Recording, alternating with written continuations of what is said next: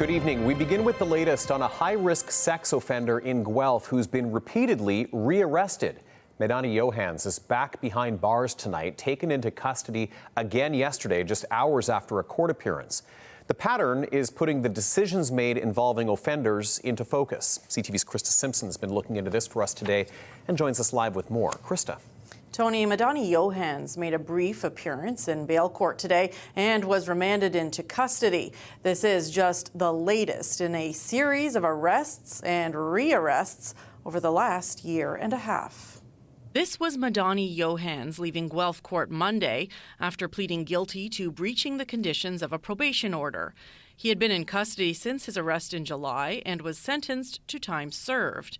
But within 2 hours, he was arrested again after Guelph police say their officers observed Yohans going to an address he'd been told to stay away from. Our community needs to know we are mindful of these situations. We are doing everything we can to make sure they are updated, they have the information they need, and we will also take the action that we deem appropriate to support them and secure their safety. As Yohans left court and returned into the community, Guelph police put out a release warning the public he is considered a high-risk offender and a particular danger to women.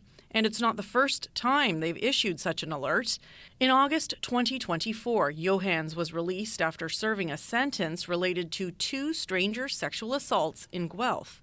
He failed to check in with Guelph police within 7 days and was soon arrested again. Since then, Yohans has been in and out of custody for breaching court orders related to the conditions of his release. We are one part of the justice system, and we can only do our role. Guelph's police chief says officers work closely with the courts, but it's the courts that ultimately make decisions on sentences and releases. I think the best option we have is always making sure our courts have the information they require in a timely way to make sure they can make the decisions, again, within the confines of the laws that exist that the courts are working with. Certainly, I mean, it's a waste of judicial resources, except sometimes it's not, managing people is not the most efficient process.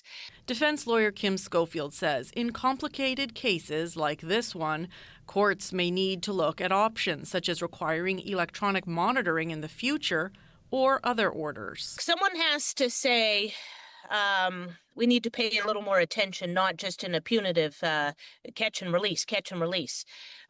So there can be counseling orders.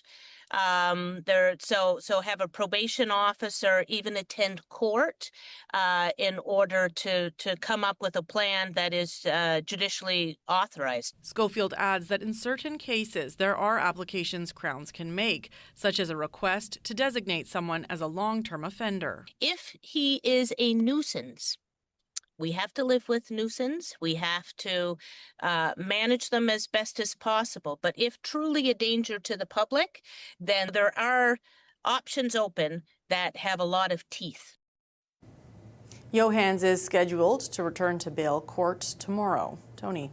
Krista, thank you. CTV's Krista Simpson with that report for us.